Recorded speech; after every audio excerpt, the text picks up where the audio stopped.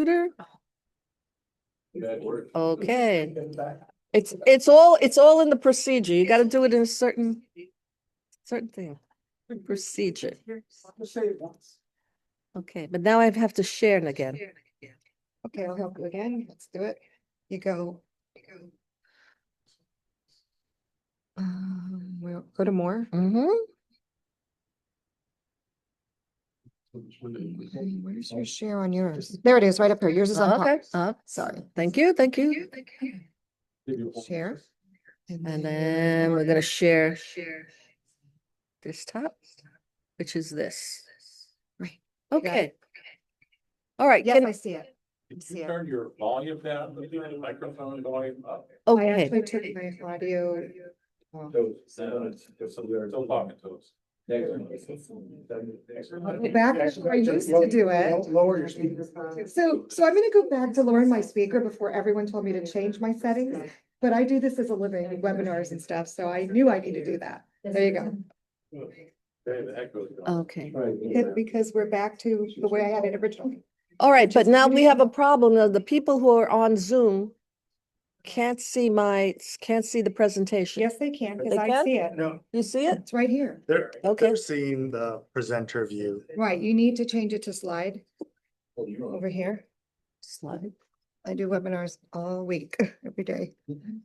Slideshow up here? Yep, right up there to slideshow, and then you're gonna start it. Okay, There there you- we go. Thank you, guys. Okay, There you're set. okay. Good evening again. We have a large agenda tonight. Can I borrow the agenda? And the first person on our agenda tonight is our community service unit representative. I got to stand. Officer Jackson. No, you stand over there now. Yeah. Okay. I want to get my good angle because my side profile, I'm like, oh. You do this and put my tongue on my, make my chin out. Unfortunately, we have to shoot from under, not over, so. Yeah. Okay. Good evening, Harbordale. Don't mind the waddle. So I'm Officer Jax with the Community Support Unit. I'm gonna go over your stats real quick. I know you guys have a full agenda. So from your last meeting to today's date, you had 4 Part 1 crimes. You had a theft of boat parts at the 1700 block of Southeast 15th Street. There was a felony criminal mischief. I guess damage was done to the victim's boat slip. There was an auto theft in one of the parking complexes. I lied. There was a auto burglary in one of the apartment complexes, but the suspect vehicle, they know the suspect vehicle, so they'll build up like hopefully who did it from that. And then there was an auto theft. The vehicle was parked in the guest parking spot and locked, and then the vehicle was no longer there. And then the police saw the vehicle, the car took off, the chase was on, the car crashed. The male subjects bailed out and they got arrested. And like one was 14 years old, so they were 2 juveniles. Yeah. So yeah, so that's it. You had the 4 Part 1 crimes, and I don't recall any issues or concerns or questions from the last meeting. I do have one bit of news that I'm going to share. I know Officer Haggerty is going to send an email out to all the presidents of the associations, but you guys all know Officer Haggerty, right? My blonde sidekick. Well, she's the new PIO. So she's going to be leaving Community Support Unit effective December 7th. I'm very upset because I've been partners since 2018. But change is good. I'm very happy for her. So she will send an email out. I know she really enjoyed working with the community. Yeah, we loved her. Do stuff with SPIO, come to some of our events to highlight it. What's a PIO? The Public Information Officer. So whenever there's an incident on the news, you'd see her happy face. That's Officer Garrity, right? Haggerty, yeah. Oh, Haggerty, So, oh. and it's gonna be just me by myself until they replace her next year. And then we have Nicole still, our Nicole. service aide, but we're gonna be losing her. I'm gonna be losing her in January. Like, it's just me. But yeah, but they'll replace her probably too. So anything is just me right now, Marilyn. Good. Do you guys have any issues or concerns? What does the boat slip do? I guess a boat damaged the boat slip. It was like a $4,000 damage. So it made it a felony because of the value. Mm-hmm. Yeah. Yeah. Question. What's going on about enforcement with golf carts that are not licensed? They don't have license tags or whatever. If they're gonna be on the road, I mean, they have to be registered. They have to, you have the same things as a vehicle would have. You know, so But if what are we you doing about the ones that aren't tagged? There's If, many of if them. we see them, we should be stopping them and educating them at least, or writing a citation. I don't know what the officers are doing, but, I'll let, command know, but Because I I, know in Rio Vista, there's a Oh, I know lot of they them are, and they yeah. travel all around Cordova and Mhm. back and Oh, they have no license Yeah. plates. Some of them look totally underage. They have kids sitting there with no and that's what's seatbelt on crazy too, people's yeah, laps. yeah. And I don't think that there's enforcement. I think it's a real safety issue, not only for the people in the vehicle, but for other people. Right, And I don't see any enforcement well, going the on. problem is at we have all. to see it to enforce it, right? So But if we you have- just drove around. I you would see them understand all the that, time. and I'll bring it to command, but the problem is, we might be going different calls. I mean, I might see a golf cart thing, but guess what? I'm going to an important call. That's gonna supersede a golf cart. Yeah. But yeah, I agree, maybe it needs to be maybe the new PIO has to put out something to educate the public, hey, but I agree with you, and I'll mention it to like my captain, and maybe they can, remind officers, maybe send out something to the public, because I've seen it. I'm going to a call. I'm like, I can't stop for this. I need to keep going to what I'm going to, since it's an in progress call, but I totally agree. And we should be stopping those vehicles and addressing it. Mhm. Just one other question. Just hearing a lot of very loud, probably. They've been altered, the mufflers, and they're so loud coming over the bridge and Ah. they're speeding. And what's going on with enforcement now that the new hotel's gonna be opening in the convention center? We've gotten that complaint since I've been in the unit, the motorcycles and all that. We do what we can. I can send it to motors to enforce it. I can send it to the midnight officers, or this usually happens in the early Night. hours of the evening. But once again, we don't have the manpower to stand there and man the tunnel. We can't do it. And by the time you call us, The bridge. okay, 17th Street Bridge, anything, either 17th Street Bridge would be the tunnel, we don't have the manpower to sit there and listen for loud mufflers. If we hear it, That's we're supposed to stop the vehicle, because it is a violation for adjusting or alternating the muffler, but we just don't, like I said, we don't have the manpower, so we can enforce it if we see it. Now, I can't speak for other officers, we should be stopping those vehicles, and do officers do it? I don't know, probably not. But unfortunately, that's gonna be one of those things that if we hear it, we address it, and, I'm more concerned about the golf carts. no, I absolutely hear you. It's crazy. Like I watch them even with the license one, with the red, with the tag. I'm like, why? People can't drive down here to begin with. Why on earth would you drive with your child? On And, your and, lap? and there's no safety. It's like, all it takes is one little fender bender and poof, your kid's ejected into the roadway. I mean, it's bananas. Seeing that too, I agree. And those are the ones that are actually roadworthy. They got the license plate, they got it's just crazy. Mhm. Okay, Thank you so much. Thank you. Appreciate it. I'll be right here if you guys have anything. Thank you. all right. Yeah. And so our guest tonight is Enrique Sanchez, who's the Deputy Director of the Department of Parks. Enrique's been with us for quite some time. We've been working on numerous projects, including our Harbordale Park, Mhm. our Right. park that we're very much in love with. And now the Harbordale Park and Playground fitness equipment is what he's going to present. And then we're going to talk about the joint use playground. Yeah. So Enrique, take it away. Yeah, so, thank you, Marilyn. So, and again, Enrique Sanchez. So what you have on the screen here is, so we're gonna talk about Harbordale Park first, and then we'll talk about Harbordale Elementary, after. So this is Harbordale Park. And as part of our Parks Bond, there are some improvements. There's $355,000 set aside for Harbordale. And for Harbordale Park. And that will for replacing the playground, replacing the fitness equipment, that's a bit aged, and the and then upgrading the lighting. So what you see here is some renderings of the playground. We've shared this with the community in the past, but just to give an update, the purchase order is in, that's being manufactured, and we expect installation early next year. So, Shall I go to next? but yeah. Next. January 7th. Share your screen, Zoom can't see anything, but, No, it says stop share. What? I am I sharing. see it here. Sorry, I see it right here. I see everyone on Zoom. see Marilyn's. I see everyone on Zoom. I'm on Zoom. I see everybody else on It's Zoom. right here, Scott. I see all the Mhm. people and I see him. I see Okay. that. I see- Excuse me, can people? At 9 PM. Oh, at 9 PM. Can the people on Zoom see the presentation and Enrique? I see it. Somebody? Can't see both. You either see the screen or Enrique with a blurred screen. So. Well, I'm really hoping that the people on Zoom can see it. I'm on Zoom. I see you. Okay, Come see it. I see everybody right here. I see him. Is I that see the fake thing. grass It's right in that here. park?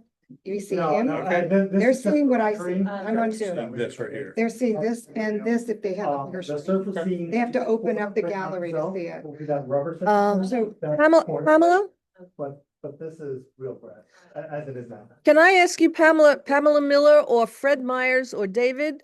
Could you please unmute yourself? Please, hi Pam? Yes, Yes. What are you seeing on Zoom? Are you seeing the full presentation? I see the presentation, the first slide, and then I see your face. Now I see Fred's face. I think it's popping. You probably see a black screen because I'm not showing my video.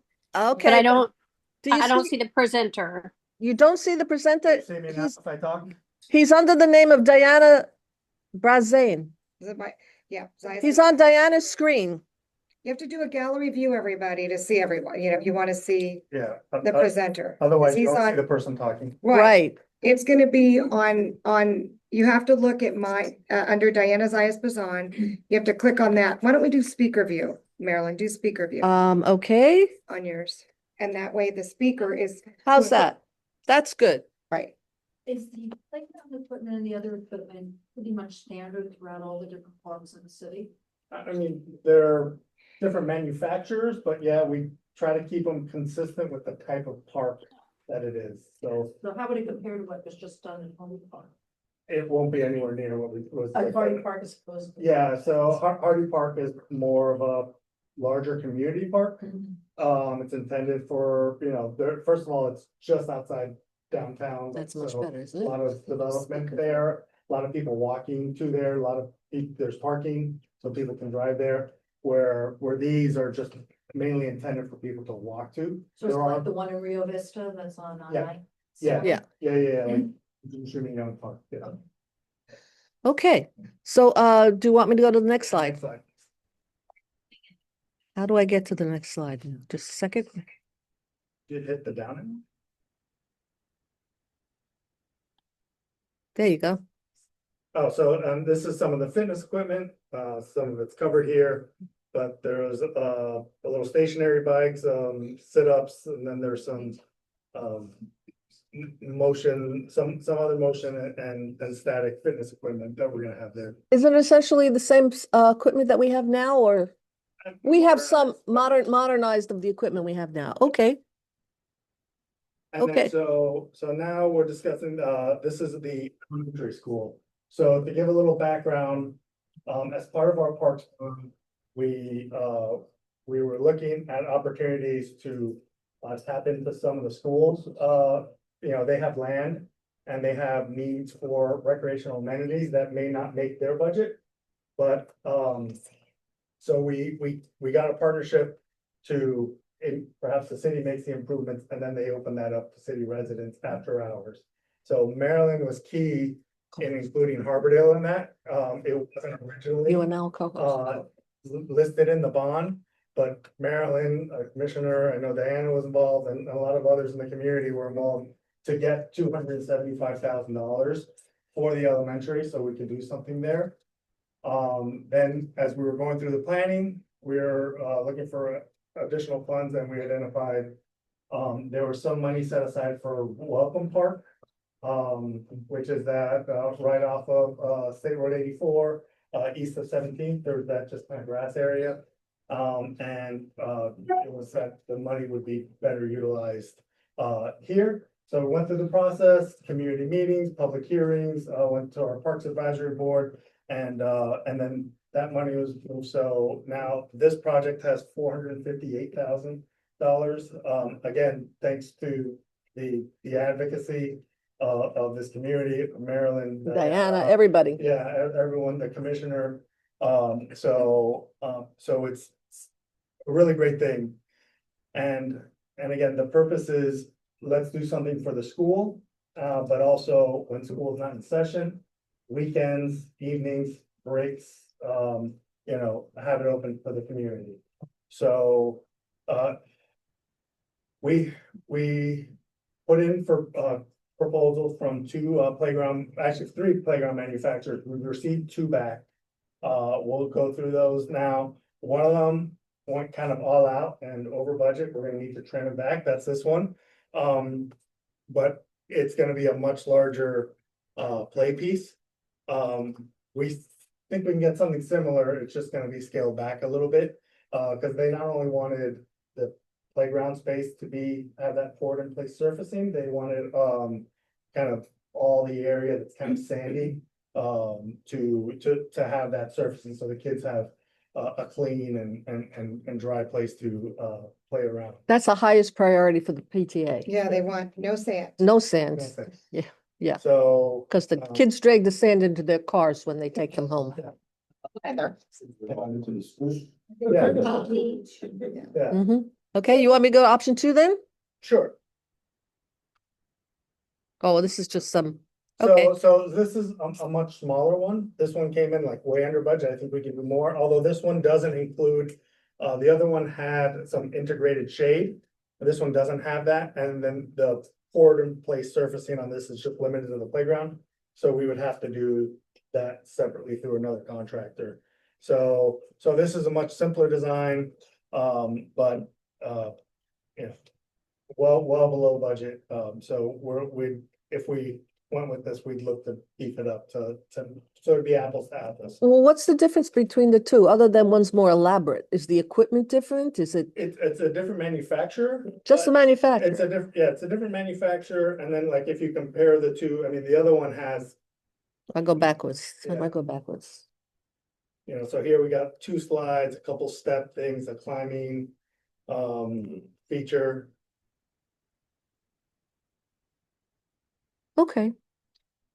Well, we're gonna have to tell, this is great, we're making real good progress here, but we have to now go to the Yeah. parents and the school and, So the next step is, of course, we want to present to you guys, in the neighborhood, but we need to get buy-in from.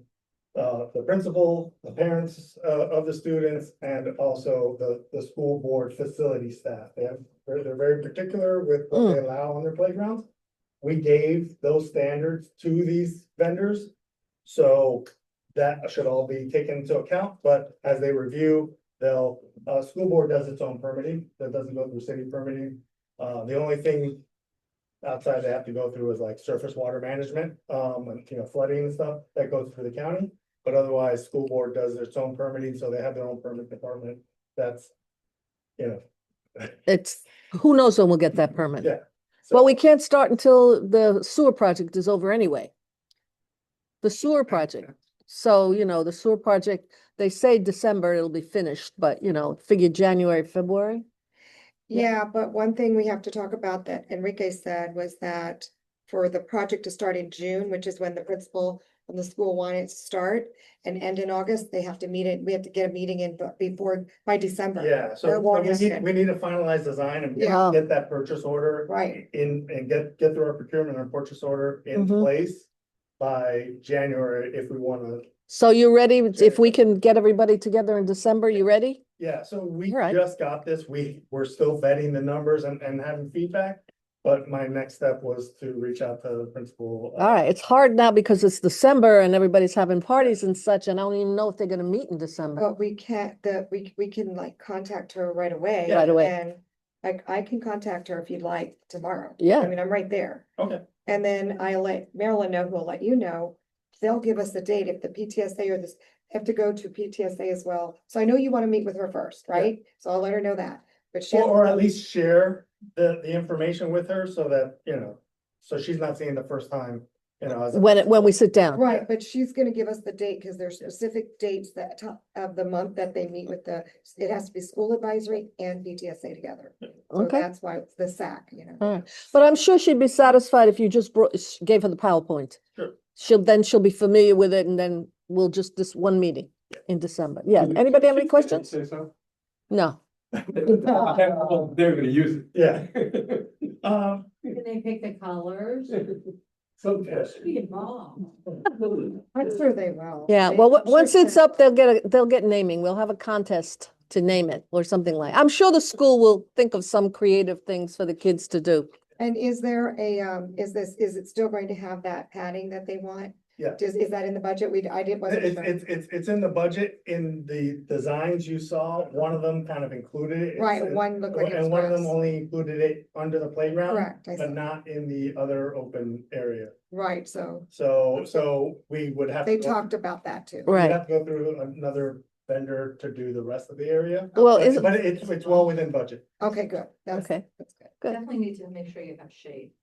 oh, you gotta have the Really shade. shade. Those kids will never, Yeah. they'll boil under there. Yeah. So it would seem to me that the one that's over budget, which has all the things we want, just tone them down a little bit, rather than go from the one that doesn't have what we want and tone them up. Or add other vendors to complete the project. Yeah, it's very complicated. Yeah, no. Takes long. So how long would it take to get them to give us a toned down version? Not fair. If we give them some direction of what we like to see. How about come in on budget? How about show us what you can do on budget? Because that, that's what we should be presenting to the school. Sure. Rather than, well, this is over budget. Okay, but then we gotta have another meeting for on budget, Agreed. right? Well, So, so if everyone agrees with the overall concept and there's nothing there that's restricted, mhm, scaling back gets a little bit easier. And as opposed to going back to them 2 or 3 times right. and saying, oh, get it under budget. Now we go back with comments and now so it's also about managing so- the vendors. So what do you suggest? How do you suggest we handle it? I think we work parallel, Okay. inform the vendors to Chill. to chill, to bring it up while we talk to the school, make sure if there's anything out of bounds. that Okay, we're- parallel. we- We'll do parallel. So that we're efficient with our time, because yes, the best time to do this for the school would be summer. And Okay. when we present to the school, tell them in advance, you're gonna have to tell us what you Yeah. want and what you can live without. Yeah. And they can pick whatever it is that they're gonna pick. Okay, this is gonna be really great when we have it. Yeah. Because, our kids in the neighborhood who don't go to Harbordale will have the opportunity to use this. And guess who else gets the opportunity to use this? Grown-ups. Yes, the Harbordale Civic Association will be able to hold our bike giveaways there. We'll be able to use it for our tree giveaways. We might even have summer meetings and picnics and barbecues. It'll also open up not only the playground, but there's a small basketball court there. Right. And so Yeah. it's the kind of whole recreational space that the school has on the east side Yeah.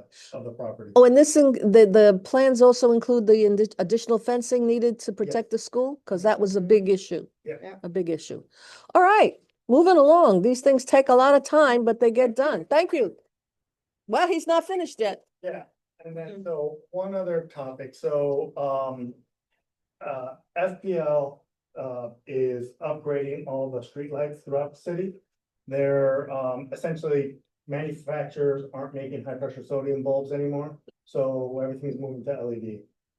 So FPL is going through an improvement, but as they were talking to us about this, the neighborhood, Marilyn and Tony Morico. Yeah, and Mark Roberts, yeah.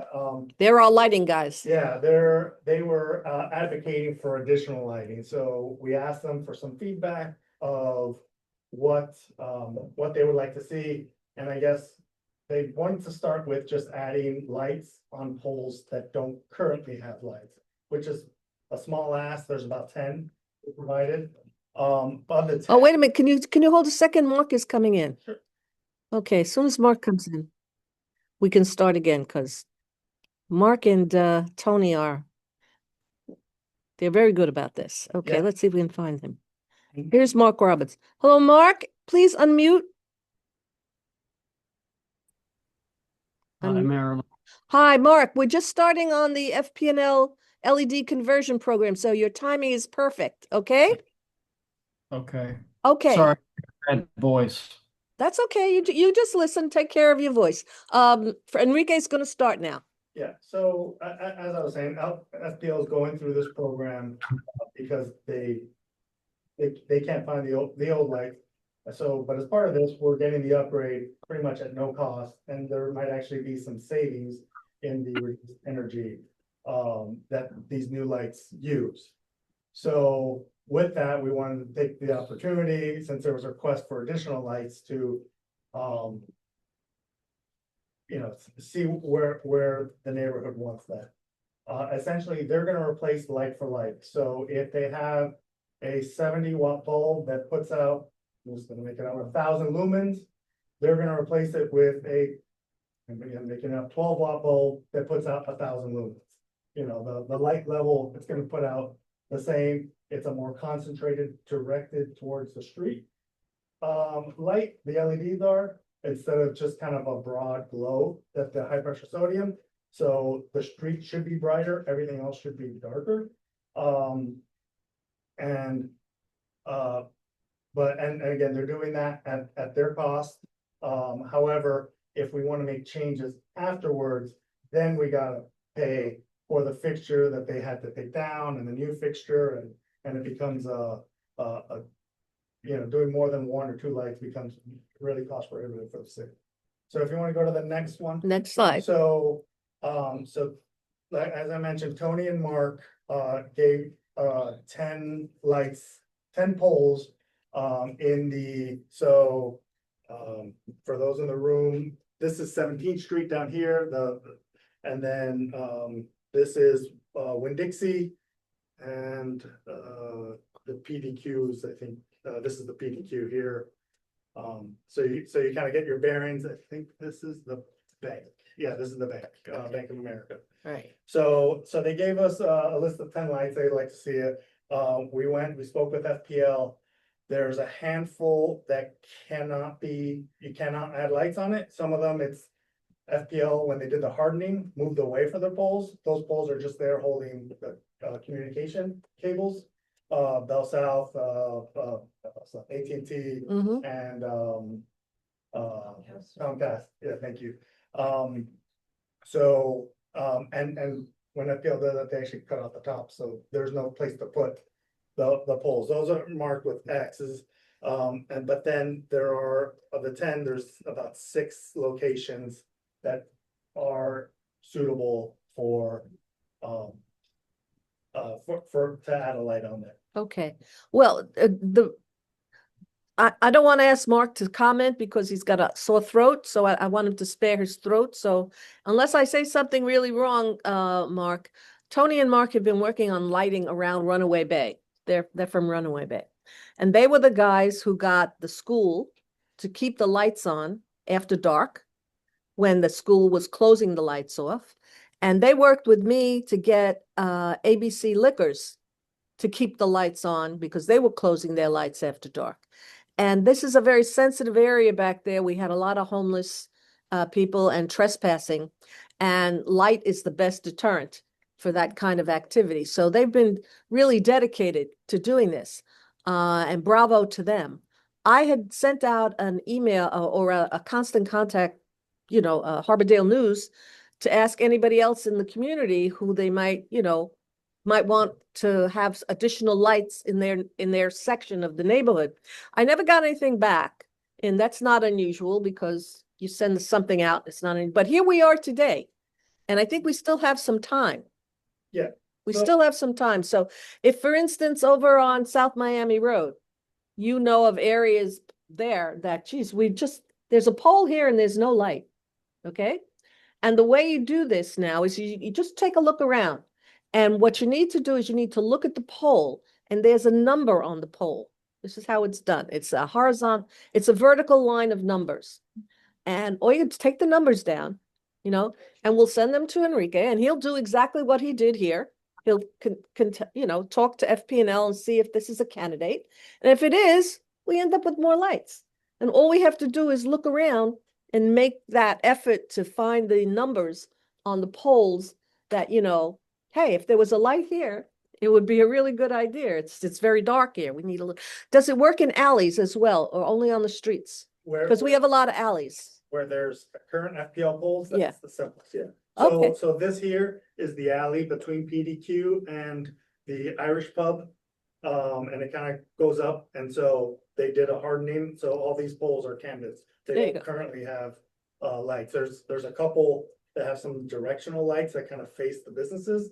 they must have gotten into agreements directly with FPL for those, Uh-huh. but this would put streetlights. Okay, right in so- The alley. Look in the alleys. I'm sure we could use lights in the alleys. Okay. The other opportunity, as I mentioned, they're gonna replace light for light. So if there's a street, and I would recommend doing this on the more commercial or industrial streets.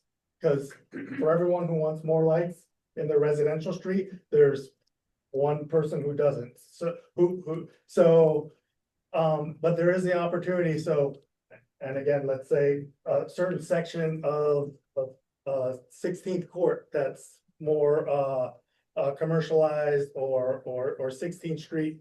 If there's a section there that you're like, there's already lights there, but they're not bright enough.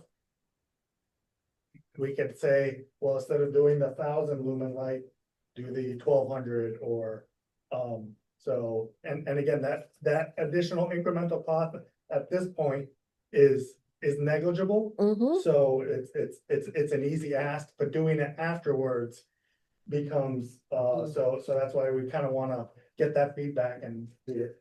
I want What's to the comment, timeline For transferring all these lines, changing them on. It's kind of FPL's timeline, but, Yeah, no, I know that. it's, They're doing the whole city, they're right? doing the whole city. They're doing the whole city, Well, so. a lot of it's done already. Yeah, so They started some a year areas, and a half, Oh, yeah. Yeah. 2 years ago. and I wonder why they did it on your street. What was was so, you just lucky or? so now if a light goes out and someone puts out a ticket and they can't repair it. They put the new ones. That's, They swap it. that and they could be just, what happened. You know, so. Yeah. Now, it was, several blocks of lights that did it. By you on, The north end of 10th Avenue, Miami Road, north end of Miami Road, yeah. yeah, well, And that's where that curve is, that might have been what's our complaining. about the lights and yeah, it's possible. Heather? So I don't know if you would be able to answer this, but I mean, you kind of alluded to it. Many years ago down in South Miami. We had a bunch of poles that had lights, but they weren't, or, poles with no lights. So we were able to have lights put on and kind of directed towards our parking area as security.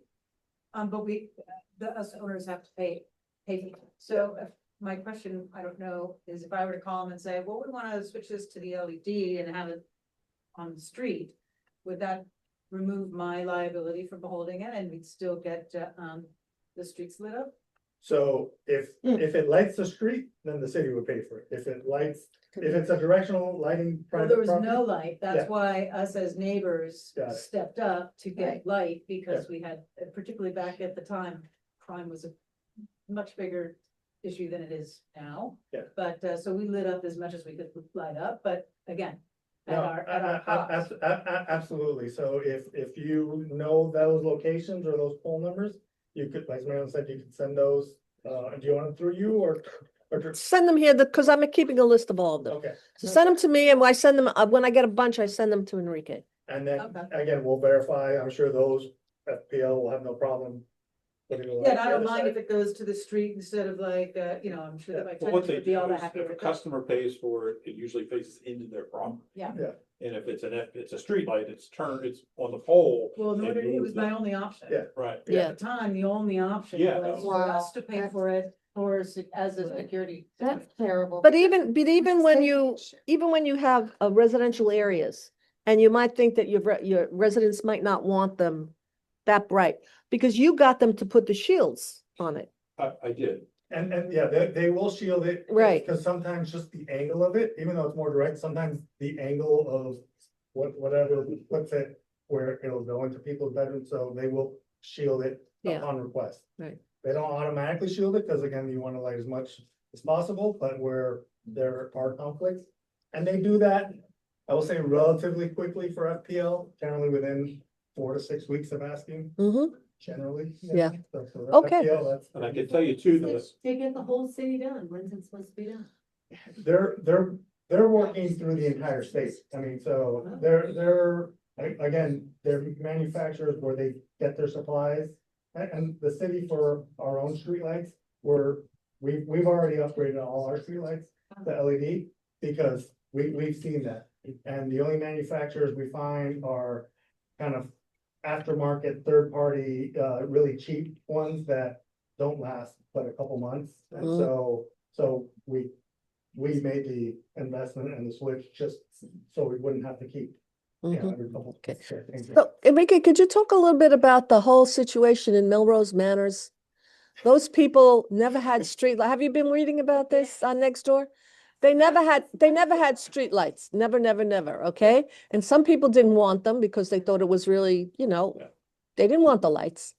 And a lot of people wanted the lights. And so eventually, after maybe 5 tries at the commission finally said, okay, we're gonna put in the lights. But the lights are costing a fortune. They're costing a fortune, and if I remember correctly, it's costing like 500. What's the number to put them in, and what's the number to maintain them? So that's a public works project. Yeah. that They're managing the project with the neighborhood.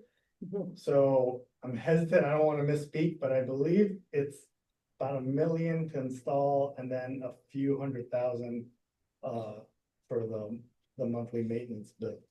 So- But I couldn't tell you why that's so much more than what our standard lights are. Maybe it's They're because being it's all bricked off? new poles and infrastructure. I don't know if they're going with decorative or not. I No, it's think- decorative. Talking about, What? how many poles are they talking about? 550? Yeah, it's a big Oh, neighborhood. You're a million, $1 million. No, it's a big neighborhood, and they are very decorative. They're very beautiful lights. Okay, well, good on them. I'm aware of the project. I don't but begrudge them the lights. Yeah, yeah. Trust me, I do not begrudge them the lights. They need the lights. Yeah. Okay. So, yeah.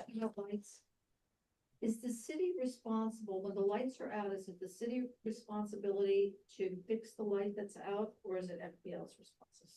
So there's about 14,000 lights in the city. 11,000 belong to FPL. 1,000 belong to the city. And about 3,000 belong to FDOT. So maybe 15,000, but yeah, so,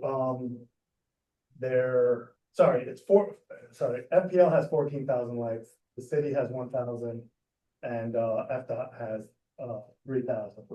That, so the city maintains all the ones that are city-owned, and we're under contract with FDOT, most of theirs. We don't do any of the ones on the bridges, but most of the other FDOT lights, think Federal Highway, 17th Street, those are FDOT lights that the city maintains under contract. So FDOT pays the city for the cost of maintaining them. So we repair those. So if a light is out, who do you call? So we try to make it simple for the residents and just call it, the 828-8000 number, which is our customer service line, or the app Fix It FTL. And there's a way to do it through the city website, to access, Fix It FTL. That's the city's app. That's the best way to do it, because then it tracks when, and so our staff will review it. If it's an FPL light, we will, open up a ticket with FPL, and it's kind of up to them to do it. And then we're supposed to put that ticket number in the Fix It FTL case and close it. We do ask that as much information that's given, especially if it's those FPL lights, it's a little easier for our lights. If you say, well, it's somewhere on 17th in front of the bank, it's easier for us to kind of do that, but FPL won't accept anything else. It's the specific. Because it's hard to see them, Yeah. unless it's nighttime. I have a That's how you charger. know that they're out. Yeah, so again, we try to. We try to do it, enter those tickets in for the residents, but we understand, but we just ask that it's as specific as possible. So it's on the east side of the bank, or, or this property or that property. So that allows us. Generally, inside the neighborhoods are FGL, and the main corridor streets are city FDOT generally, but. And this, all wooden poles are also FPL, so those are some tricks that, you know, you can have. So the city and FDOT don't have any wooden poles, currently. Okay, any other questions for Enrique? All right, next time we see him, it's gonna be we're gonna be celebrating the installation of the playground. Yay. Okay, thank you so much. Okay, moving right along. We have another guest tonight, Annette Hatchard. Annette? Hatchard. She's the architect for the proposal of at 1545 Southeast 15th Street to build a 6-story, good night, to build a 6-story residential building. You want to come on up? There you go. Can we hit this button with the United Squares so that it's off to the side? Okay, Yeah, that's better. okay, and I'll move you over. Move it over. I'll move us over. Okay. Okay, Okay, so this is 1545. We're going for a planning and zoning meeting later this month. My name is Annette Hatchard. I'm the lead architect. Back here is Ricardo Maslara. He's my partner with the project. This is a rendering of the project that we're looking to do. You can go to the next slide. We'll make it. how about we do, Is that? hang on. Or west of? Cordova, Fifth Street, right? So it's just north of 17th Street. I don't know where Cordova. It's on 15. It's on 15. This is Cordova. And it's, Yes, it's it's east of Cordova. Yes. Yeah. On which side of the street? It's on the north side. Yeah. Thank you. There's another It's new pretty. building that was fairly recently put up, is it further down towards the fisheries? Yes, that new building is here, and I would say 5 or 6 properties to the Oh. east is this building. Is it taller than that other new building? It's 5 stories, so I think if it's the same project or it's a 5 stories. This is 5. Yeah, my street. So it looks like it has a site. Yeah, that's where the sidewalks in the front. Okay, just in front of us. Here you go, guys. I thought it was a 5-story height, on that street, It is, it's 5 stories. but that's 6 stories? No, this is 5 stories. This is the site. You see, remember where that 1-story building was on 15th Street? That's the site. What you do with the rest of the building? It's gone now. I like, needed to be wiped away. but they are, right, those buildings are remaining. Oh, the ones on either This side. building here, that triplex, yeah, that building's, it's Is that where the gone. building, that's where your building's gonna go? Yes, How it's about the this buildings one. alongside, like I see a big hunk of grass, point down a little lower, you see the lawn? You're Oh, No, renderings, if we place buildings here, you would see that much. Okay, so you removed the building. You remove the buildings in the render. The Yes. renders, I complained, they're for show. I complained, It sells back. I No, if we complained could bitterly. take The other ones would be Mhm, fine. yeah. No, these No. are fine. We show these in the back to show the context, but if we put a building here that was, you wouldn't see much. So in order Oh, to I keep see. that away, you now see the side of the building. Yeah. Yeah. Okay, so this is it. For a site plan level 3, the waterway use and modification of yards for the 5 unit residential building. This address is 1545 Southeast 15th Street. And then the project number is UDPS 24047. In the previous one that we presented, there was a 5 here. It was a typo. So we changed that back to an S, and it's properly shown on the presentation now. Our next meeting is November 19th at 6 p.m. at the Development Service Center, the one that they always have planning and zoning. So if there's anything that we don't answer here tonight, you can always come to that meeting and we can address those. What meeting is it? Is that planning and zoning? Planning and zoning, yeah. Mhm. Many parts of the floor, When did you say? It's that? 5 apartments total. so each floor is. an Each floor apartment. is an apartment, yeah. Okay, What kind of parking spaces? So do they have? If you go to What's the the date of the first, meeting? the 19th. Marilyn, you went Yes. too fast. If Too you fast? look at- Yep. Here, nope, next one up. Maybe I don't show the ground floor. Yeah, that's the Yes, ground this is floor the right ground there. floor. So the ground floor is all uninhabitable space. We decided to do that because if you put any sort of habitable unit on the first floor, we then have to raise the site, which means you have to raise the grade level, which causes issues. We're keeping the grade more or less the same as what it is now. So there's no major change in the height of where the building sits. Parking spaces are there. 1, 2, 3, 4, 5, 6, 7, 8, 9 parking spaces in total with the option of 4 of them to have lifts. So it'll be 13 I'm sorry, what's the word used? lifts. Lifts, so you can park your car and there's a mechanical Okay, system that can raises. lift it, yeah. Like the I first only building. see 8 parking spaces. 1, 2, 3, 4, 5, 6, 7, 8. There's an accessible parking space here. Oh, that's a problem. That's a problem for P and Z. They don't usually allow that's not our, that's up to them. So far, it hasn't been an issue. We've It's all provided, parking under the building on the first it's floor. all underneath the building with the exception of the ADA parking space. So we designed the first floor to make sure that the cars could pull in and not have any sort of light pollution to the neighbors. And make sure that we have screening, that's all there. So no and- cars would be sticking out onto the street? No, You don't- no, absolutely no cars. Even The- guest parking or Yes, yeah. where would part of- that be? It's part of that same First floor? first floor. So there's one parking spot per unit plus 3 guest spots, is that? No, I think it's You said 8. 13 parking spots in total, which means that there's 2 point something parking spots per unit. Those 8 spots on the ground floor have lifts. Only Okay. 4 of Two them. cars. 4 of them. So 4 of them have lifts. Okay. So we've tried to provide adequate amount of parking there. Mm-hmm. The floor that was above this Power goes on. is its own special unit where if you can go up one more page. Here, Right here. yes. So this is all part of storage, mechanical generators, everything we're trying to put here on the second floor. No rooftop equipment. We don't need any of that ugly fencing for any of the rooftop units. We've eliminated all of that. We've plugged it into the second floor here area. It's ventilated, therefore, nobody's looking down at the rooftop. It's a one clean space, which we enjoy having in our buildings. And then this is its own unit here. That's one single unit. And then if you go to the next slide, Here's a question.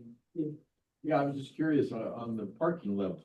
When you have lifts, how tall is that? That 14 it's feet? 14 feet. And the overall minimum, the overall height of the whole building, how much is that? I think it's 53 something. something like So that. that's- Yeah, 5. I was gonna say 5 floors of apartments plus this? yeah. Yeah, but Ray, the lift pieces, they go into the second The floor. lifts are here. If you see this. The little dashed X'd out, area, Right. they go into the it's second floor. X that crosses out, so it gives the height for the second floor for those lifts to come I up. So see.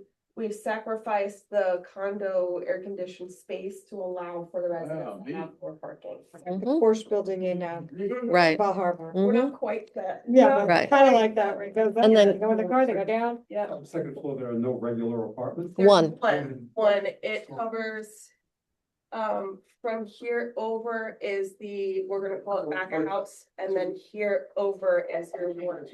We worked up one unit on the second floor. Yes, So now to get all the rest of the units in there, what's the third, the fourth, and the fifth? it's its own unit, so they're larger units, they take up the whole floor And how many, plate. how many, oh, you said? One. yes, yeah. It's one family per floor, So yeah, 4 apartments. 5. 5. 4.5. If you have Yeah. 4 and 5, 1 unit plus 1 on the second floor, I have 4. No, 4 units of one, it's 4 floor throughs and 1/2 floor on the, so it's 5 altogether. Down, 5. right. Yeah. So it's really 6, The floors start after the Doesn't make floodplain. Second floor, they said they have 1 unit, right? and then 3, 4, 5, 1 It's actually unit. 6 floors. 6 floor, it's 6 floors. The ground, Ground, it's only yeah. supposed to be 5 floors in that zoning It's- street. It's 5 floors because of where the floodplain is. I believe it's 9.4, don't quote me, but I think it's 9.4 feet above the base floodplain. And we have our ground as 4.5, I believe it is. So by not raising that whole lot, that 5 feet in order to come up to the flood zone habitable area, we're able to call the first floor as ground, and then the second floor is where the height limitations come into play. That's across the city now. Now that the now that FEMA has changed the flood maps Yeah. and raised the flood plain of all the buildings, every zoning district that was 35 feet is really 35 plus whatever the new FEMA number is. It's taller than It's taller. Yeah. Yeah. So in, 5 stories. in So order you need not to say to, that. well, in order not to bring our building up to those additional 5 feet, we're actually making our building 5 feet shorter by keeping that ground floor as just the parking, As the entrance and the- uninhabitable part. Yes, yeah, Can you show us the picture of the rendering of the actual completed building? sure. Yeah, That's sure. the beginning. So can you count? Marilyn, Fred Myers, I have a question. Yeah, I'll be right with you, Fred. Hold on. Here's your ground floor, here's parking and entrance only. Here is the front, That's the second this is floor the with the second half. floor. so One, this is the 2, half 3, unit 4, 5. Maintenance. And then we have 1, 2, 3, 4 units above that. So we have 1, 2, 3, 4.5 units, which we're calling. So that's top really units. 5, it's 5 above the ground. Yes. Okay, Fred, How many grounds it is? we have a question. We have a question online. Fred, go ahead. Yes, had I known this when they put up the boat storage facility across from Norwich, I would have fought the 5 stories that is there because from about December 1st through mid-January, we don't have sun over our pool. Mm-hmm. Will your building affect the sun across the waterway to the residents over there? Across the waterway because of the height of your building? We've got a shadow study later on showing how it affects the waterway. And Oh, it's- so you haven't done one yet? I'm sorry? You haven't done a shadow study No, yet? we do. If we scroll down in this presentation, it's here. I'll go Okay. to it. Hang on. It's probably page 10-ish. Keep going. Nope, There's the building. maybe 2 or 3 more here. So this is the There's the shadow shadows. study. The red outlined area is the property that we're using. And it doesn't affect the Cerro Gerardo River. On the winter portion of it, during the spring, on the winter portion, there is some shadowing along the river, but it's not anything that's drastic. It doesn't go, It's- Fred, it doesn't go across the river to the other side. Not like we get it from the boat. Yeah. Okay. Yeah, we're getting it from both sides now. I think there's 4, I've got that as well. I think one's 4 stories and the other one's 3. Okay, so why don't you talk a little bit about, this is the ground floor, If we Plan. can Go back scroll up. Oh, yeah, so this is your typical floor plan. right? So this is what the 1 unit that goes directly across the floor plate. We're trying not to have a high density area. We're changing the property from 3 families to 5 families. So we're not doing a huge boom in population here. Mhm. Okay. Okay, now what are the types of not variances, what kinds of permissions are you asking We're for? asking for the waterway use and the modification of yards. So this Okay. would be for the waterway use, which means that we are asking to use the rear property as a pool area. This is something that's shown along that street. It's very cohesive with the nature and the architecture of what's currently going on with the street. And we're not doing a large pool, we're not doing a large deck, we're doing something that can house maybe 4 chairs, have the pool, and then you can have the boats here. This is incorrect, it's not 3 docks, it's only 2. But we can have the boats here, we're redoing the seawall, so we have a fresh seawall there that's getting repaired. And then we have a pool area here, which is something that you can see on that street. Okay, and the next? If you keep going down. So this is just an example of along Southeast 15th, the same street, the same side of the river. These are buildings that have been Everybody's got a pool. approved. Yeah. Okay,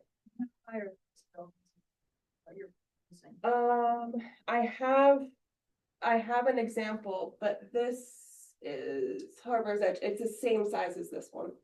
And that's how many is the same It's the height? same height, yeah. Same height. Yeah, there's a building there that's, I think it's 5 or 6 lots down.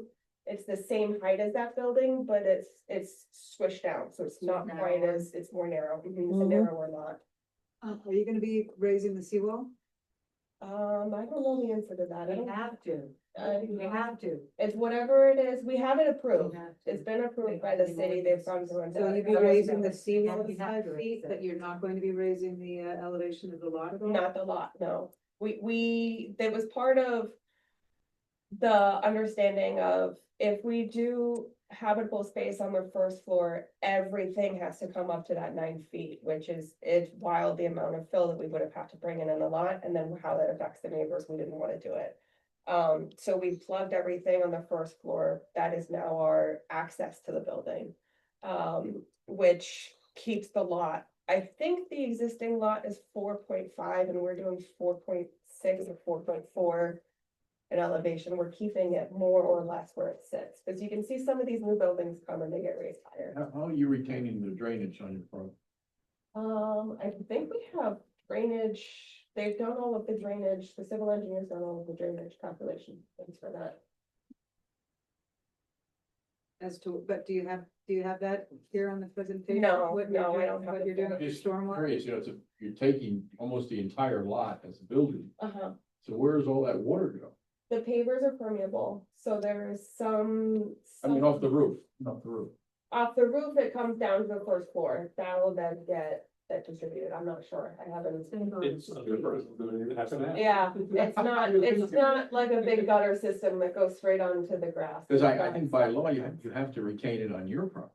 You can't go in the street, you can't No. go in the river. No, we're not So- pumping anything, not doing any of that with the water, I know that they've got something, I believe the last edition we did, there's something running along here that they had for the drainage system that allowed us to keep it on the property. And the pavers where the flooring is all permeable pavers, that way at least the water that does fall on the property can stay as much as we can handle it, stays within the property. Can I just ask you a question? I Sure. noticed on the top of that rendering. There's some structure that's higher than the height of the building. If you could scroll down. a This little- piece Yeah, here? and it doesn't look like it's flush with it. What is that? It's just a pop-up of the volume for the building. It's the stairs, the elevator and that sort of thing. There's no rooftop access here. We're not doing any sort of residential rooftop areas, but you do need to have access. So you have the stair access up here. It Okay. allows for that one piece of volume to help kind of break up the box of the building. How many elevators in this building? One.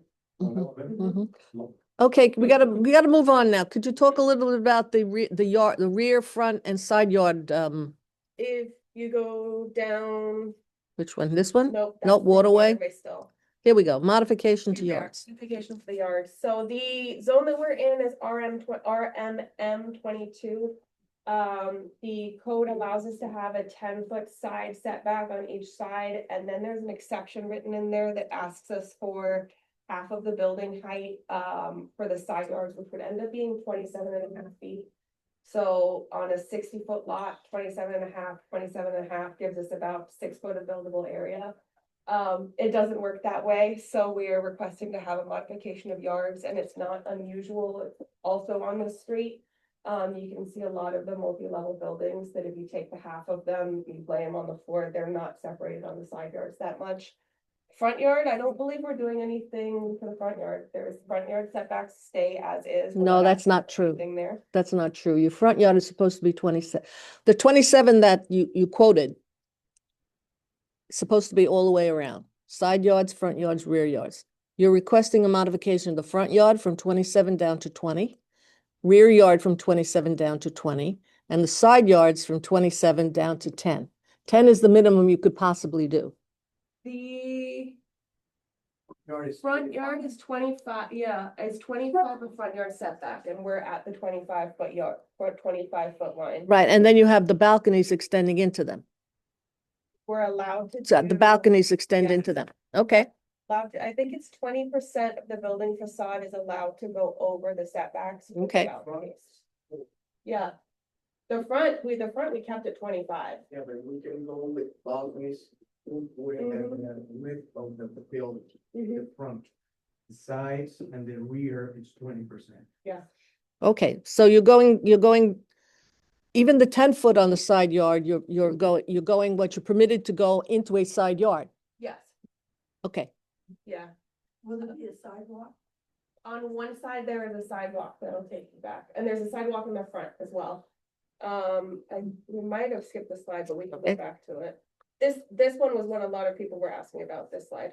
So this is a 6-story building, this is a 6-story building, 6-story building, and then we've got 3 stories, 2 stories, so these project shadows, and you can see in some of these that their side yards are, if you take the height of that building, you half it and you put it on the floor, that's not wide enough. So it's something that the city does allow on buildings. But those buildings have been there forever. And if you Things do, have if you changed. just go on Google and you measure the side yards, I spent some time on this. The building across the street that you put in your application as, oh, well, this is a 6-story building and it's right across the street. If you go on Google and you measure their front side and rear yards, they're conforming. There's a slide with pictures of, it might be the next slide here. Okay, Nope, keep going. It's the one after this one, that's you. here. Yes. So for example, if we look at these buildings, you look at the height of these 2 buildings. Mm-hmm.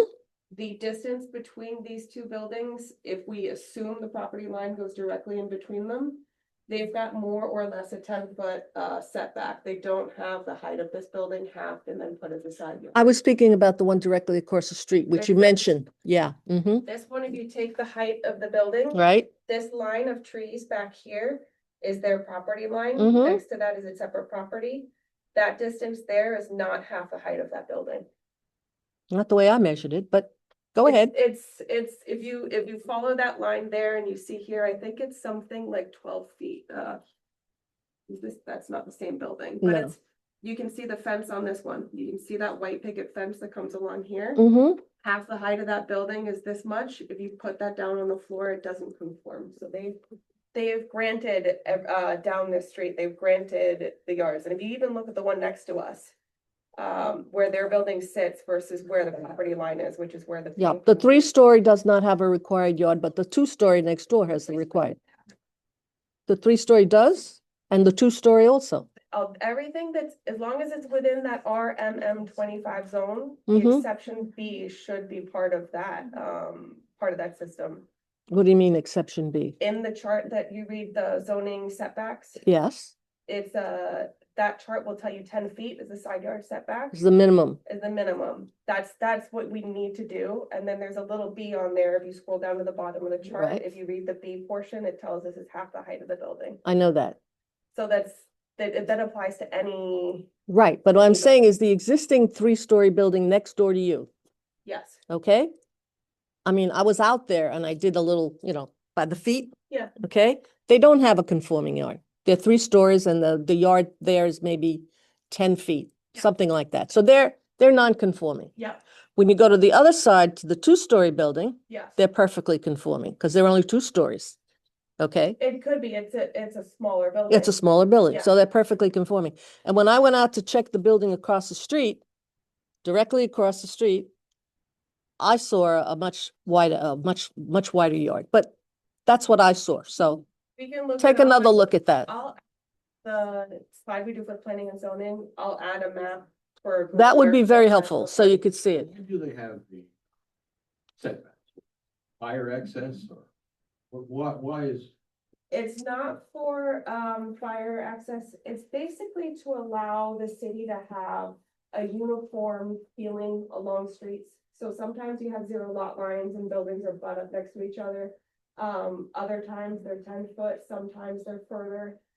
They do it to allow air to go around the buildings, they do it for ventilation, they do it for all sorts of reasons. Mhm. It's good practice to have areas, to have landscaping, to have shade, to provide places for pedestrians to go, everything like that. For residential, it stops you from being too close to your neighbors. You don't want your bedroom window here and the person playing a rock band in the garage next door. So it's kind of like Mhm. it's a pleasant way of asking for boundaries. Mhm. Okay. So we're gonna have to, it's getting late. Is there any other of these that you want to show us? I think that was it. I'm open for questions. Okay. And anything that I can add in that'll clarify it, we can. How much are you asking for these units? Do you know what they're gonna be going I for? don't know. You don't know? They never tell me. You know? They probably have never had. You don't know? Yeah. Well, the ones down the street were going for, I think Paul is asking 2 million for his. He's asking 2 million for the one that he's trying to sell one. I think he's gonna move into here. Anyway, moving along, thank you very much for coming tonight and for your presentation. Very nice, thank you. We're in tough crowd. You're not bad. Okay, update on Live Local. This is important. Live Local. Okay, everybody? Yes, yeah, goodbye. Thank you very much. Okay. This is a map. This is my update on Live Local. This is the map that was part of the presentation for the Quay project when they went Live Local. And if you can see that dimension of 0.98 miles puts it within puts it within a mile of the highest of a high density district downtown.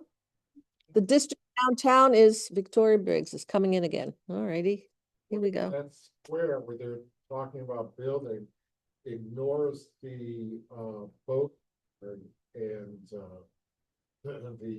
the buildings along the, let's see now, south side of the canal. Well, no, the site that they're building on is the whole site. The boatyard and everything. It's all one site. It's all one piece of property. But they're not building. They're not building. No, they're not building on the boatyard. No, but that one piece of property is all one piece. But if they're not. And building, how do they count? they count it because it's one piece of property and it's within 1 mile of downtown. But if they're not, but if they're. Doesn't not- matter. It's one piece of property. Whatever you put here, here, doesn't matter. It's one piece of property. And it's within 1 mile of downtown and it just barely touches. Barely touches, okay? That's, you know what? Yeah. No, when, Yeah, well, tell the city fathers. I yelled this is about it. Unintended consequences. Well, what we- you do. absolutely.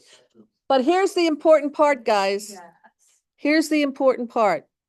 If you take that line, whoops, let's get this smaller, and you swing an arc, everything on Federal Highway down to 17th Street is within that mile and eligible for Live Local. And everything on this side of 17th Street, including Winn-Dixie, That's why they did it. is eligible for for Live Local. Yep. So this is gonna have potentially a terrible impact on us because I can see this This is a problem. one right after the next going Yeah, down we're there. gonna be living in Bald Ocean Mile. So what they've actually done is they've taken the downtown zoning, the highest density zoning, which has no density, no height limits, et cetera, and they've extended it out 1 mile from downtown.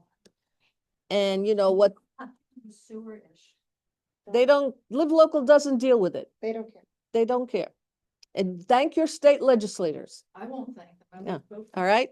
So that's my update. And what I have done is, we had a meeting with our commissioner. Several of us, we had a meeting. And I asked him if he would at least try and bring to the attention of the state legislators that we should not have Live Local, or we should at least make some adjustments to it. And I sent him an email with a couple of suggested, did you open it? didn't have- Yeah. you didn't I have to attached it to the next Yeah, email. so- You got I it? didn't- Yeah. I don't think I got the. The second one? Second one. All right. Are you at AOL or you still at I do both. both? All right. So it's in one or the other. Well, maybe it went into my junk. Representative for the state legislature. Our legislator, Chip Lamarca, Jason Pizzo, and you have, I forgot who the third one is. Uh, There's three. Osgood. She's further out. She has a piece. The Quay, it's Lamarca. Don't count on Lamarca. And none He of loves those- Live Local. He loves construction. He's course he a does. developer. Yeah. He is not, yeah, and he's already turned out, so Yeah. we need to talk about it. So we're trying to bring this to the attention of the Broward delegation. Curious though, is it the Live Local that allows you to do it within a mile of the highest density? Yeah. Yeah. So that's our situation. Delegation. Now, can we get back to that lovely little presentation that we just saw? And it's a pretty building and there's lots of pretty trees around it which don't exist, okay? And a side yard that doesn't exist. And a side yard that doesn't exist. So when I went to planning and zoning and I was gonna testify, and this was gonna be my testimony. All right, let's get this bigger. But Amy's going, right, for you? Well, we're not going unless we all agree we're going, Or, okay? So we gotta discuss this, all right? So this was my first exhibit. And I was talking about the side yard. No one can read. No, you don't have to read that. You don't have to read that. What I was objecting to or bringing to the attention of planning and zoning, that the degree of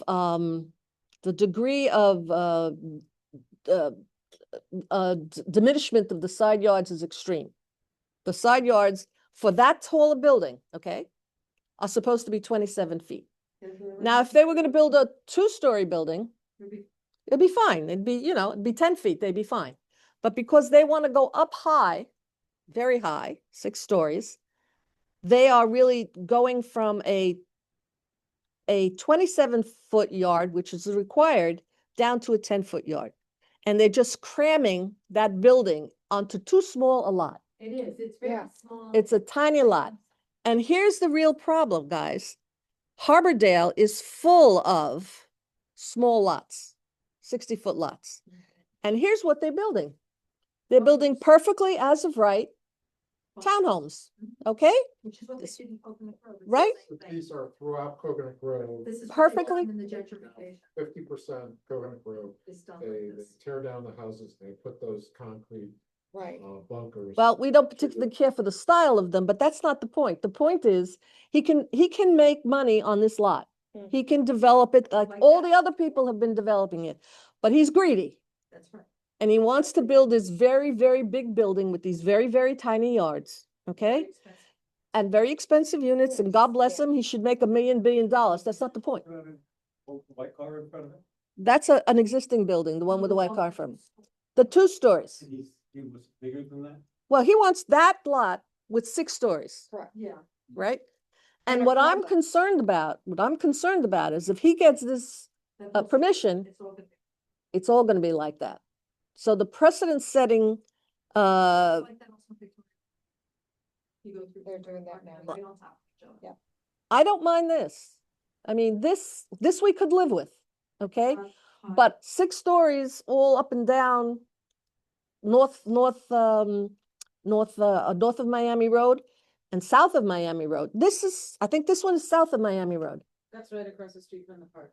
right across the street from our little park. It's lovely, okay? If this one would have gone to 6 stories, they would have bought the house next door, which is on another 60-foot lot. There would have been another 6-story. So my concern is the precedent this sets when we allow these smaller lots to go to the limit, but no side yards.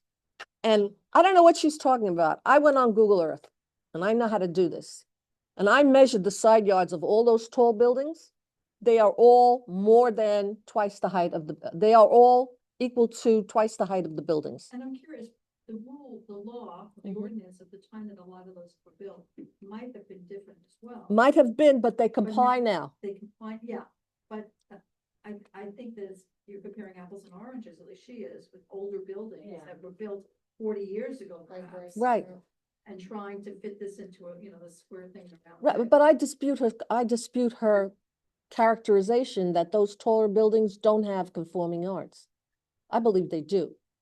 Probably when they were, you can probably look at the building. You can look on Google Earth. It's got a measurement, it's got a measuring stick. You go and you measure and you say, well, this is a 6-story building, so let's say it's 60 feet. You measure the side yard and it's 40 feet. That building could have been 80 feet.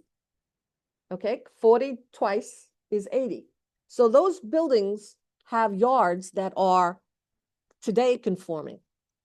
And I think I don't know how she's fooling around with the numbers, but I don't think her numbers are correct.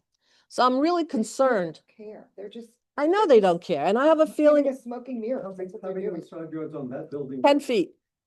Cause it looks like there's a fence there, who's Yeah. right alongside the building. Yeah. I don't know, That's probably a 5. You're saying there's space on. 10 or 5. the fence? No, it's hard to see. It's hard to see. There's a little blue car, it's on the other side of that fence. Landscaping, okay? It doesn't go all the way back. Some of this landscaping goes back. You can see it better on this side. This is the wall. stops at the front of the building. No, What do you mean?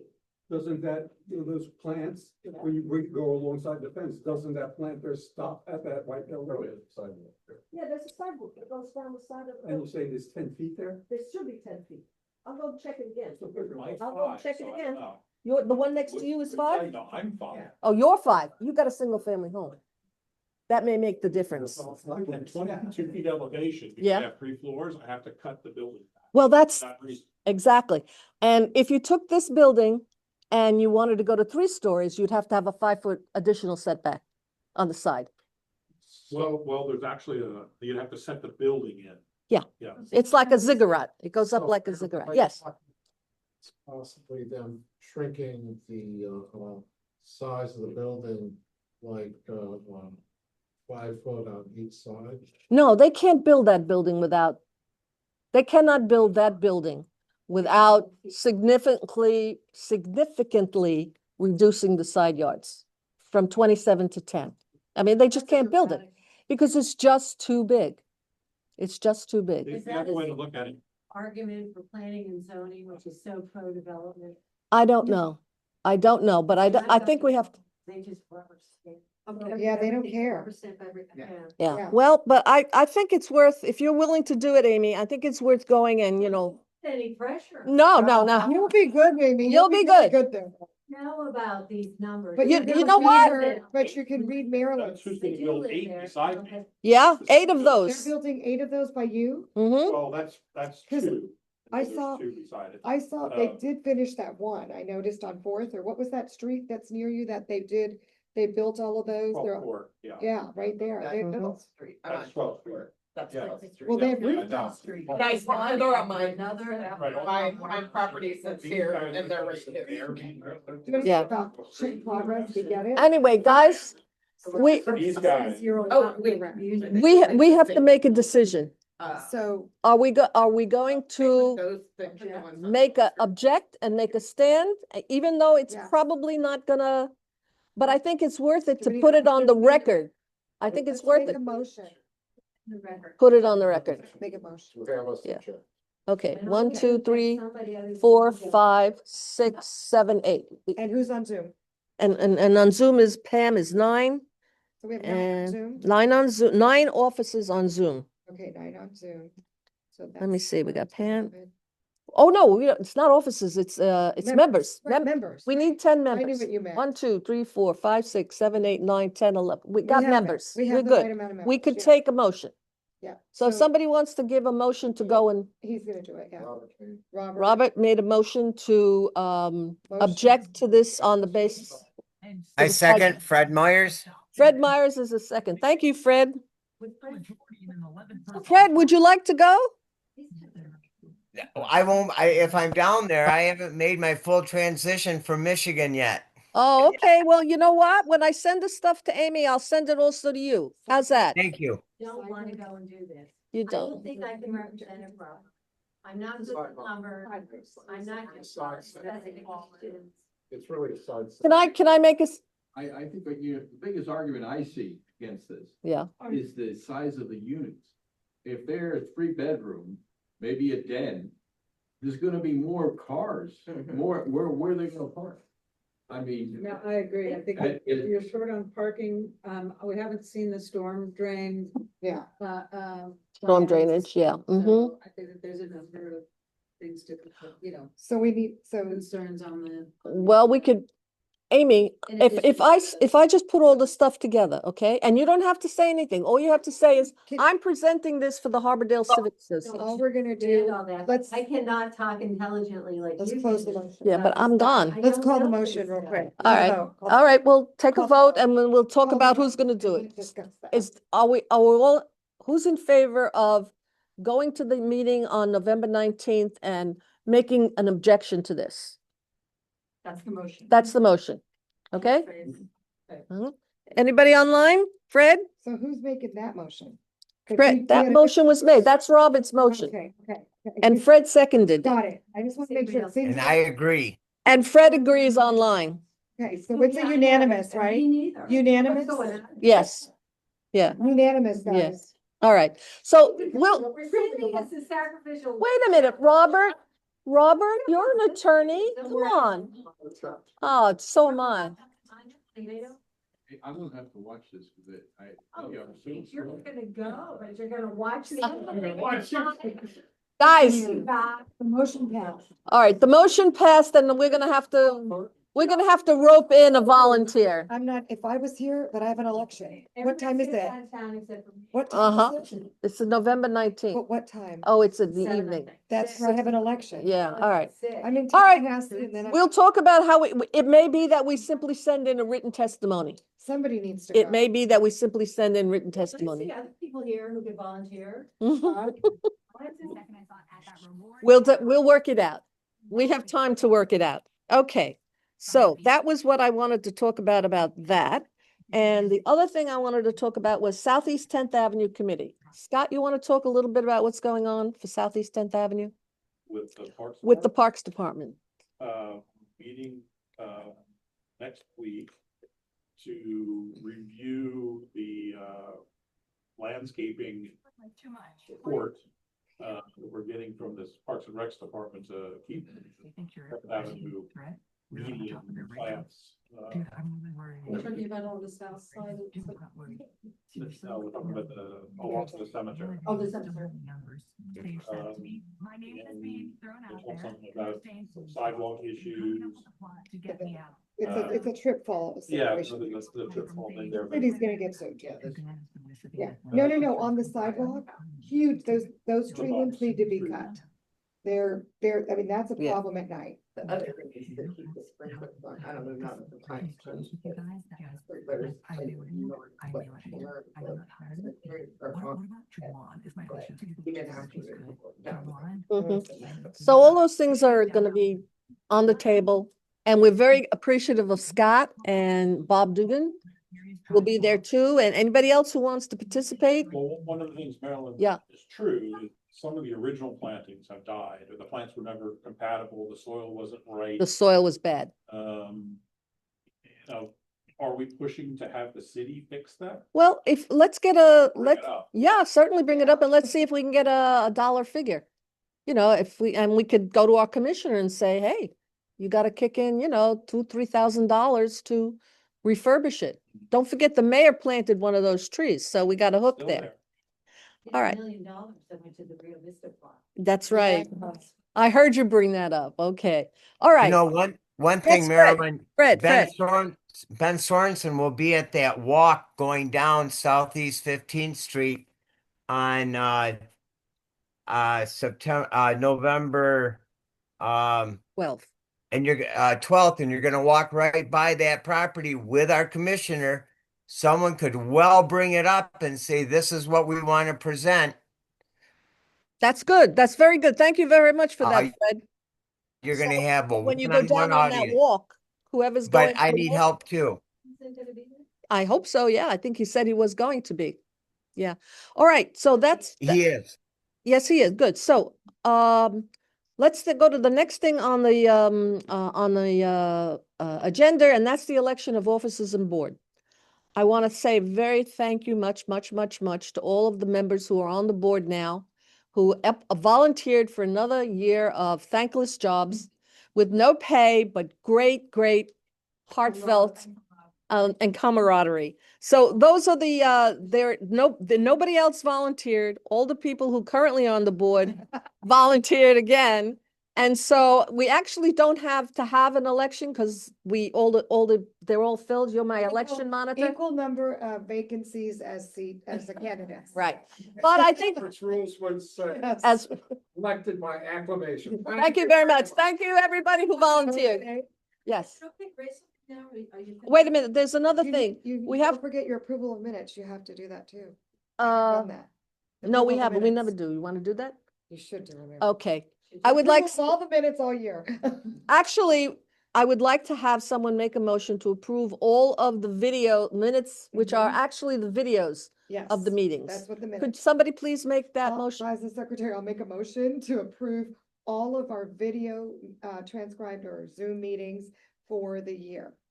Second, second. Everybody in favor? Aye. I, Thank you so much. Thank you, Fred. Okay. Thank you, Pamela. Appreciate it. Okay, we should have a discussion, and I know it's late and we don't have a big room here, but we should have a little discussion of the Southeast 15th Street pedestrian way, okay? So the next meeting is the next public meeting is going to be on November 12th. It's going to be on the street, right? Fred? yes, Okay. yes. 6 o'clock. It was in the Harbordale News. All the information is there. We got notices on this. And you got postcards. Did you get a postcard, Fred? Not yet. Okay, well, everybody should have gotten postcards. Anyway, so I have convinced Milos to put a white line down the street indicating where the pedestrian way is actually going to be and how big it's going to be, so that people can actually see it with their own eyes, what it's going to look like, instead of just, you know, oh, 4 feet. Well, what does 4 feet look like? You know, so I'm hoping that he gets this done before the walk and we actually see that line so people will be aware of exactly how it impacts the parking and whose parking spaces are going to be impacted, and whether or not 4 feet is really going to make a difference in terms of safety. And you know, and going down to 3 feet in some place, and in one place it goes across the street and then comes back across the street. So I don't know that, I think it will help people visualize, and it might encourage some people and it might discourage some people. We have remained scrupulously neutral up to this point because all of 15th Street, all of the residents of 15th Street have yet to voice their opinions, okay? There is a survey. They've sent out the survey, okay? And I don't know what the results of the survey are, whether it's pro pedestrian way or not pro pedestrian way. But I think when people actually see it, you know, then they'll have a better understanding of, oh, geez, you know, yes or no. But we really have to wait. And I'm saying this for you, Fred. We really have to wait until the public participation portion is over. They've produced the report so we can actually see what we're talking about in black and white. And then we'll call a meeting of the Civic Association and invite all the people on 15th Street. And at some point we're going to have to take a position. All right. Why do we have to take a position? Well, you got a very good point there. You know what? I'm one of the properties that's gonna be affected. I'm the only one in this room. You No, all get Fred to is. vote He's and online. decide what happens with my property, and if I have to modify it and pay for it myself, you're all gonna decide that for me. I find that a problem. Yeah. I appreciate the support of the Civic Association and the strength of it. I understand that part. But in the final end, you know, we're gonna be left hanging with it. Mm-hmm. Well, you know, there have been times when we have not taken a position. Yeah. And we've said, you know, there's pros and cons, yada, yada, yada, and we'll see how it goes. The other thing is they need to do that drainage survey that they talked about at the last meeting, because that's a huge issue. Right. When we had that flood 2 years ago, Mhm. I was up to my knees on 15th Street. Mm. And if whatever this sidewalk is gonna do to the drainage, which isn't that great. Yeah, Um, especially if they take off some of the grass. I don't know. It's going to be less. So, you know, I am not going. Hey, one other thing I want to say, Fred. I've talked to market analysis and appraisers, and the value of our buildings and condos will decrease significantly. And that's a taking. So I almost think the residents, if we would want to, would have a lawsuit as an attorney in Michigan, but we would have a lawsuit to maybe stop or prevent this, because it is a taking of our money without due process. Mm-hmm. I brought that up continuously during these discussions of what is the impact on the property values. And they have never, Significant. it's significant. In my opinion, it's significant because I wouldn't buy a condo that didn't have 2 parking spaces in it. How is this gonna change the parking? We have places in Harbordale where there's a sidewalk in front of a condominium or a townhouse and people just park on it. And then there's places where there's an easement and people just park on it. And they do They it park the on it opposite. either way. It's not a problem. If they put a pathway down 15th Street, if you have to park on it, it's no different than it is today. You park on it. We talked about this at the meeting when they were Yeah, here. We yeah. told them It's enforcement, here. and they said, Well, we wouldn't. we wouldn't Yeah. They enforce. don't do it anywhere else in Harvard. And they, Do it and then the anywhere else, a guy lot of said, cities. But They then, don't do it and anywhere. then they said, why do it if there's no? well, this, That's a waste of time.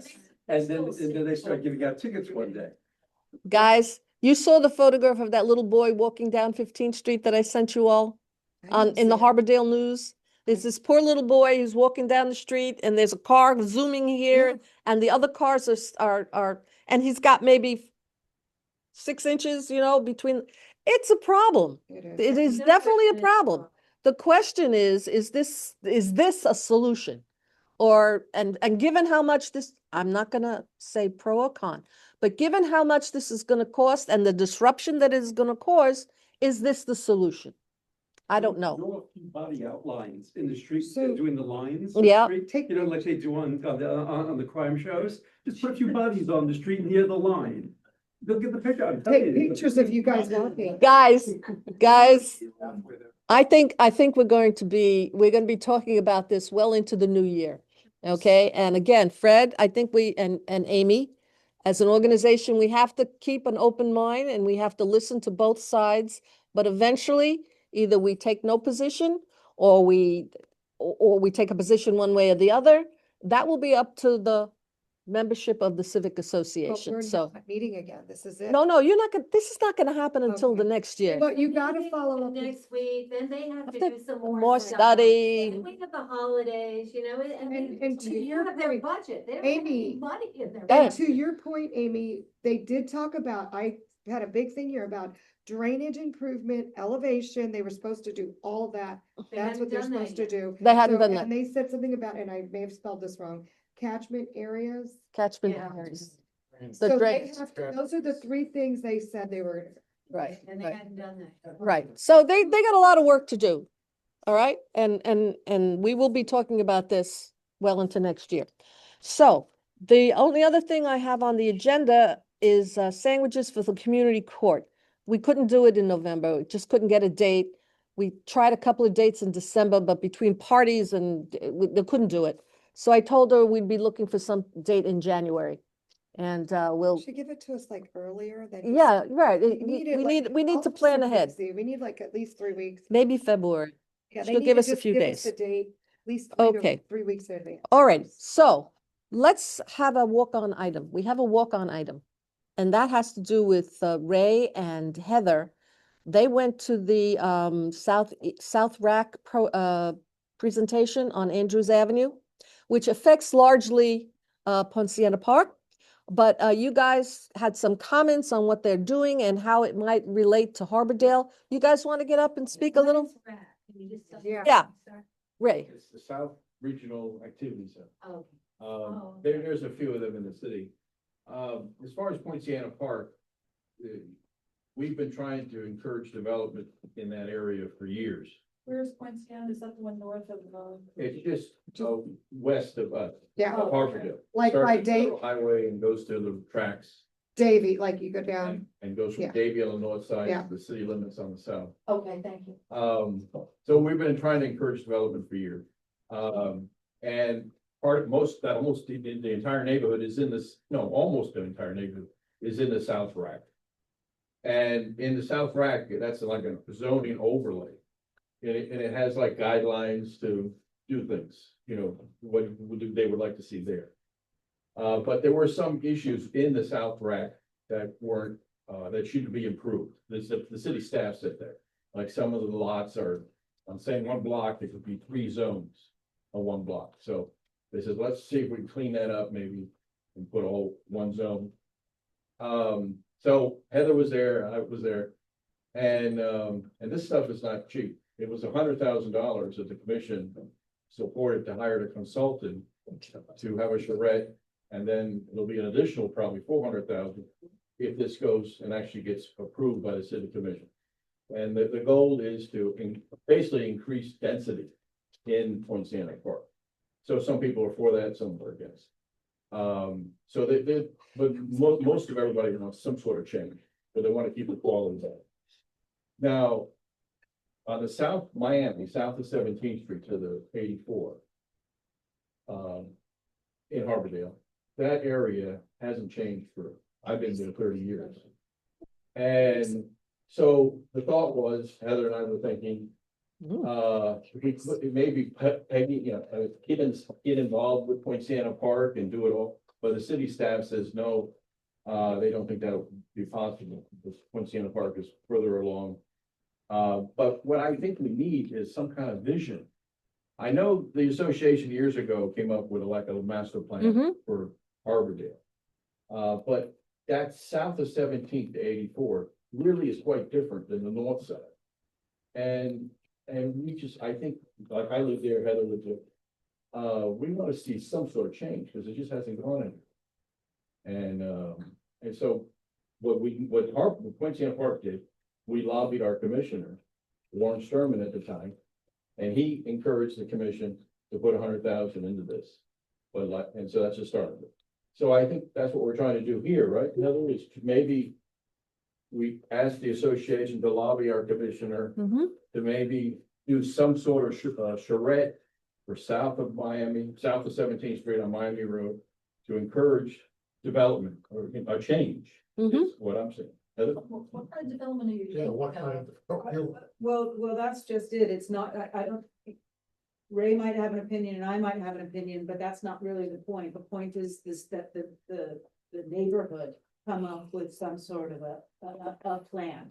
Because right now there's no way forward, because we have, not only do we have multiple zones on a same block, but we have an underlying zoning by the county that conflicts. So the county has just, now again, we're talking about just South Harbordale. This isn't North Harbordale. But the county has for South Harbordale, an employment center. So if you have a property and you want to do a new development, then you need to tick all of the boxes. So you need to be zoned for employment center, as well as whatever that particular property is. It could be B1, it could be RMM 25, it could be, it could be a mixed use, it could be single family home, whatever it is. But those are two different conflicting things, zones. So what we've had over the past, at least until as back as 2006 that I can think of, is a developer comes in and they have a plan and they knock the property down and then they can't move forward. They can't do it. I mean, I guess this Basque, which is now 10X, was able to do their thing because they've got like a gym and like office spaces underneath. Mixed use. They did mixed use. That's how they were able to get that. Yeah, the townhouses that were supposed to go across the street from me have like two offices connected to them, but in fact, nothing has happened on them. So this is, the money. Because it's so constrictive and conflicting, no one can actually do anything. So what I would like to see is just we clean it up, right? So maybe it's as simple as we get the employment center removed, or maybe it's kind of like we get blocks zoned the same. Just the same, right? But just. The other issue with south of Miami there, south of 17th, there's no flex units available. We got, no, we got flex units. I was on planning and zoning. I made the motion and we got another 500 units of flex units. And those townhouses, the second set of townhouses use the flex units. We got flex units 500 in the city. And they're only supposed to go for projects of 50 units or less. So all those little townhouse projects, there are units if they want them. Yeah. So I think the thing that we have to think about in our own minds now, we have seen a spurt of development there. It's the townhouses and it's that 6-story building.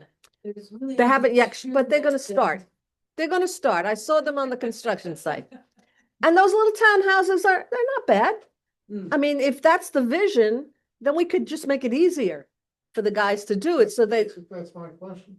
Interested in just making that a residential area, or do you want to continue this Well, mixed this use? is what this is what this would be about, is getting the community getting a vision plan together for South Harbordale. Again, we're talking about South Harbordale is 9 blocks by 1 block. It's a funky little area. Heather, can I ask you, was that the meeting where that lawyer came? I'm trying to remember, Hope, I think was her name. Oh, she did the Yeah, he was the townhouses. one, and that's the one that we had a problem with the garbages Yeah. and One issue. I often wondered what happened with that. We never heard back. Zero. Okay. Well, I they did, no, wondered. they did knock down those buildings. They demoed the old buildings. Okay, Right. that's Like, it. 8 So- months. Oh, it was horrible. It was horrible for the You know, community. So that's what they're waiting for us to Yeah, forget. right. That's what they do. They You know, the wait, piecemeal stuff, the way it's going on for Yeah, the last 30 like my years, landscaping. is and not everything. healthy for the neighborhood. No, So if we, I think, if we had some sort of master plan Mhm. that the commission, approved for that area. So we. Form a ad hoc, yeah. how about we do this? How about I invite Chris Cooper and Anthony Ferrata to one of our meetings? And we have to our meeting here. Yeah. And we have them explain what the zoning is, okay? So we're all on the same page. Because I think now with the mixed use zoning that they've done all over the city, they play the mixed use trick. They throw an office in and bingo, it's up. Mhm. So they've all learned how to do that, okay? Workarounds. But we should have them come here, tell them, you tell us what it is, we'll tell you what we see as the problems, okay? And then let's talk to them about what they recommend. Okay, so how about I set that up for our very first meeting next year? I think that's. a How we great do that. idea. All right? And you know what Sounds else, good. Marilyn, on Yeah. top of that, I Yeah. believe there's enough talent in this room, from what I'm learning from you guys, that we should form our own ad hoc committee and try to go and get this in writing and form our own little plan and our vision before they come, and then present it to them, or, so we're already being proactive. That's what I. Yeah, no, I think I agree with you in terms of we got to put down what we want. Right, But we need to know from them what the true skinny is, okay? okay. They need to know that, hey, this should be on your radar because we're concerned about this, so they start thinking about it. And then what we tell them after we have this, let's have a special meeting with our little committee and we put it in writing so that, everybody's on the same page. Now, I have concerns about South Miami Road because there's a lot of renters down there. A lot of renters, okay? And I don't know that we're gonna be able to get that representation into it. And there's Spanish, we have to worry about the Spanish, but we don't have to worry, we have Spanish speakers. So we're good, Bilingual. we're golden. But I agree with you, Marilyn, and but I believe, this is me just because I've done lots of ad hoc committees and stuff.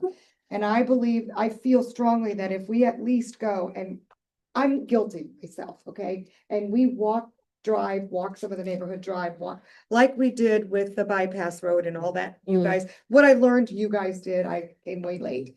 I think we should form that same type of proactive, let's look at all of this. I think we should have done it for that, you guys and all that too. But let's do that and do it not just for South, even though that's our focus, but for looking Well- at the big picture too, but that's our main focus. Yeah, and it's a good educational, this So- would be a good educational thing because Right. it's a small area.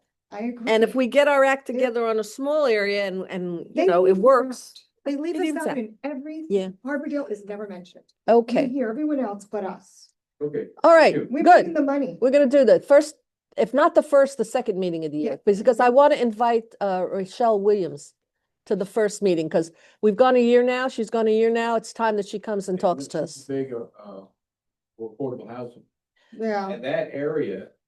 It's ideal. Is That- ideal for that. Right. Well, that, But it'll be higher True, density, True. but it's really affordable, it should be affordable. yeah, Is she the new city, City whatever? manager. Because she also, I was at a meeting that she was at and she talked about how live local, and she had to deal with that in Miami Mm. and this affordable housing, so she's very familiar with Yeah, it. yeah. What I couldn't figure out was she for it or against it? No. she's for Live That's Local. why we need to really She's for. tell her we don't, that's Oh. what I, Affordable housing. that's what I thought, I couldn't figure out whether she liked live local though.